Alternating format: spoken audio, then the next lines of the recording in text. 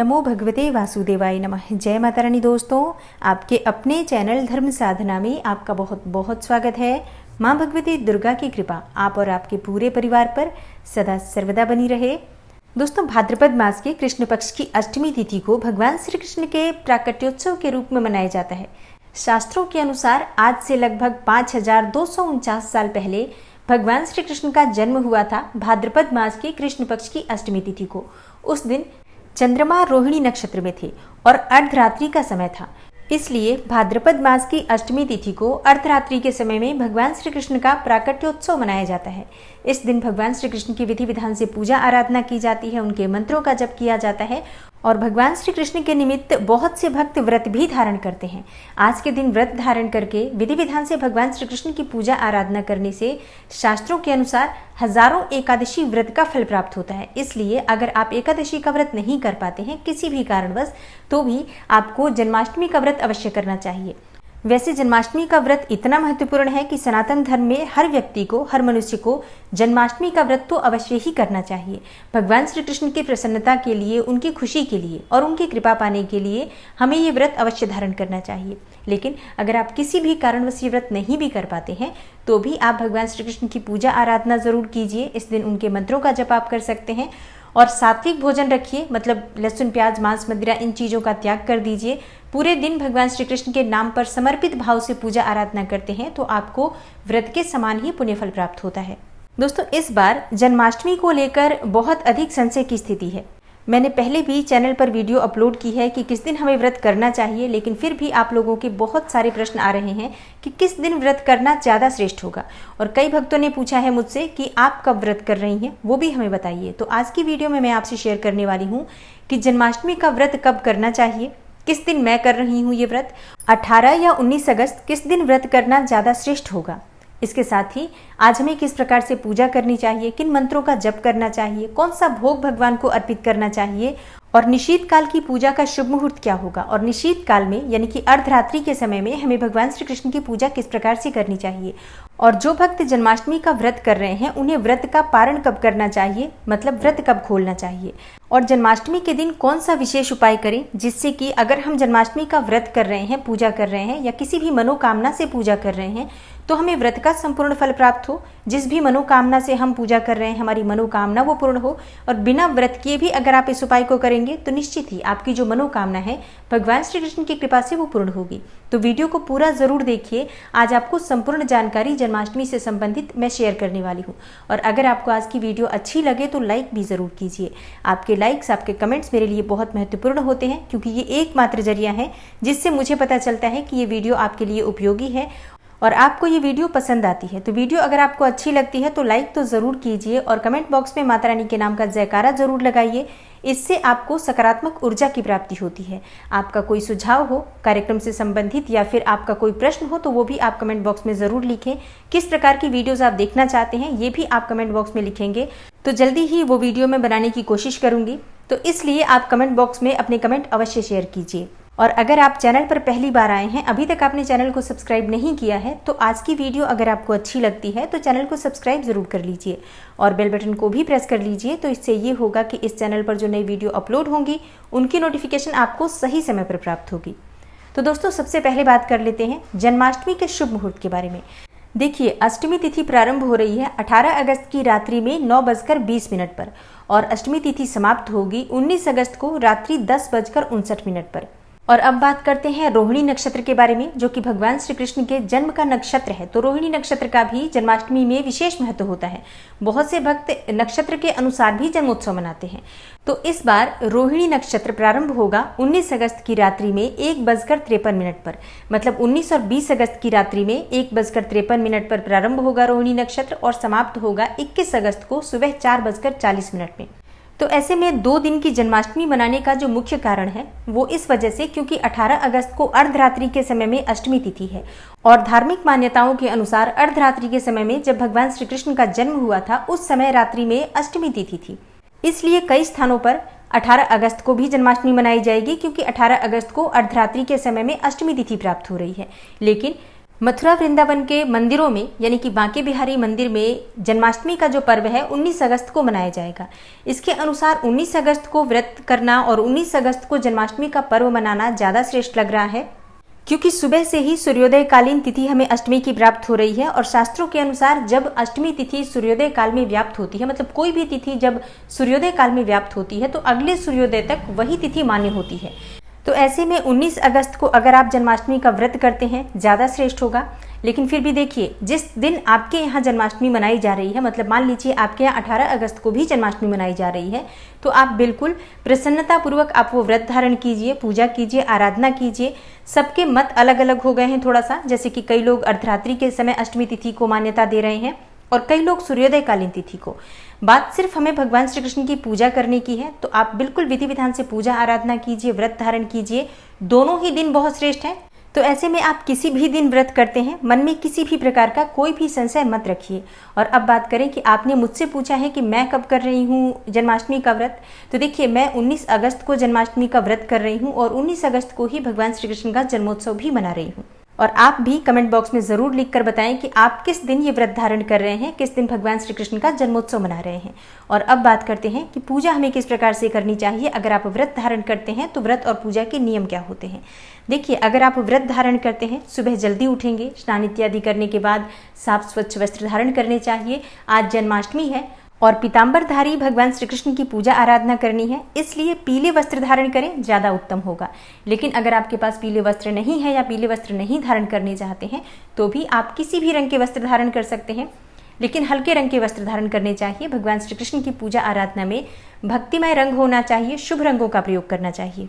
और स्नान इत्यादि करने के बाद भगवान सूर्यदेव को जल अर्पित करना चाहिए। उसके बाद अपने घर के मंदिर में आ जाइए, भगवान गणेश की पूजा सर्वप्रथम करनी चाहिए।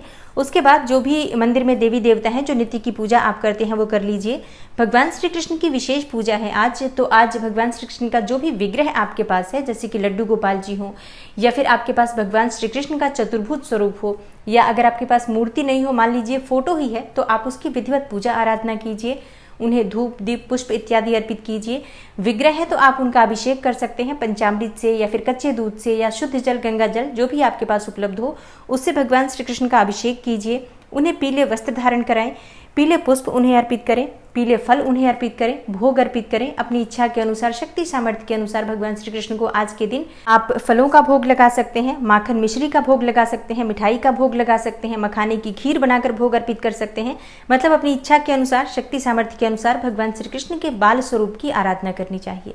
उसके बाद भगवान श्री कृष्ण के सामने बैठकर उनके मंत्रों का जप आप कर सकते हैं, जैसे कि ओम क्लीम कृष्णाय नमः, ये मंत्र श्रेष्ठ माना जाता है। मथुराष्टकम का पाठ आज जरूर करना चाहिए। और शास्त्रों के अनुसार आज के दिन गोपी गीत का पाठ करने से सभी प्रकार की परेशानियां दूर होती हैं और सभी प्रकार के कष्टों से मुक्ति मिलती है। भगवान श्री कृष्ण का असीम आशीर्वाद आपको प्राप्त होता है और मन की चाहे जो भी कामना हो, भगवान श्री कृष्ण की कृपा से वो पूर्ण होती है। तो अगर आप गोपी गीत का पाठ कर सकते हैं तब तो जरूर बैठकर करना चाहिए भगवान श्री कृष्ण के सामने शुद्ध घी का दीपक प्रज्वलित करके। नहीं तो आप मोबाइल में चलाकर भी सुन सकते हैं। आज के दिन अपने घर में भी अगर आप कोई भी मंत्र या कोई भी स्तोत्र चलाकर रखते हैं तो ये भी बहुत श्रेष्ठ फल देने वाला होता है। और जो भक्त जन्माष्टमी का व्रत धारण करते हैं वो पूरे दिन फलाहार कर सकते हैं, जैसे कि फल ले सकते हैं, चाय ले सकते हैं, दूध ले सकते हैं, जूस या फलों का रस ले सकते हैं। इस प्रकार से फलाहार के द्वारा आप व्रत धारण कर सकते हैं। वैसे बहुत से भक्त निर्जल भी जन्माष्टमी का व्रत धारण करते हैं, लेकिन निर्जल व्रत तभी धारण करना चाहिए जब आप शारीरिक रूप से पूरी तरह से स्वस्थ हैं और आपकी इच्छा है निर्जल व्रत धारण करने की, तभी आप निर्जल व्रत धारण करें। नहीं तो आप फलाहार के द्वारा भी ये व्रत कर सकते हैं। और जो भक्त जन्माष्टमी का व्रत नहीं कर पाते हैं वो आज के दिन सात्विक भोजन लेंगे। किसी भी प्रकार से लहसुन, प्याज, मांस, मदिरा, इन चीज़ों का प्रयोग भोजन में नहीं करेंगे। बिल्कुल शुद्ध सात्विक भोजन लेकर भगवान श्री कृष्ण की पूजा आराधना करेंगे। दिन भर आप अपने घर में जो भी श्री विग्रह है भगवान श्री कृष्ण का, उनकी सेवा कीजिए, पूजा कीजिए, आराधना कीजिए। और शाम के समय संध्या आरती करनी चाहिए, उन्हें भोग अर्पित करना चाहिए। फिर रात्रि में, अर्धरात्रि के समय में विशेष पूजा का समय होता है, जिसे निशीतकालीन पूजा कहा जाता है। निशीतकालीन पूजा में भगवान श्री कृष्ण का अभिषेक किया जाता है, जन्म कराया जाता है भगवान श्री कृष्ण का।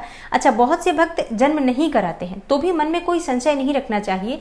आप सिर्फ पूजा आराधना कीजिए, जैसे कि भगवान श्री कृष्ण के मंत्रों का जप कर सकते हैं, उनका अभिषेक कर सकते हैं, उनके सामने भोग अर्पित कर सकते हैं। भोग आप 56 प्रकार के भोग अर्पित कर सकते हैं। आज के दिन 56 भोग भगवान श्री कृष्ण को अर्पित करने से मन की सभी कामनाएं पूर्ण होती हैं। किसी भी प्रकार की आपकी इच्छा हो, आज के दिन भगवान श्री कृष्ण को अगर आप 56 भोग अर्पित करते हैं, अपनी शक्ति सामर्थ्य के अनुसार किसी भी प्रकार के 56 प्रकार के भोग आप अर्पित कर सकते हैं।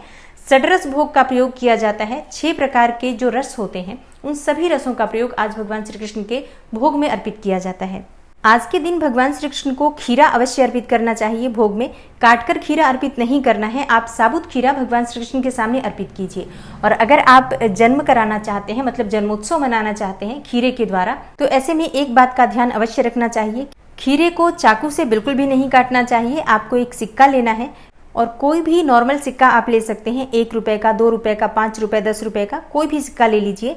चाहे तो आप चांदी का सिक्का भी ले सकते हैं और उसी सिक्के से खीरे के तने वाले हिस्से को धीरे धीरे काटना चाहिए। रात्रि के ठीक 12 बजे भगवान श्री कृष्ण का जन्मोत्सव मनाया जाता है और उसी समय ये खीरा काटा जाता है।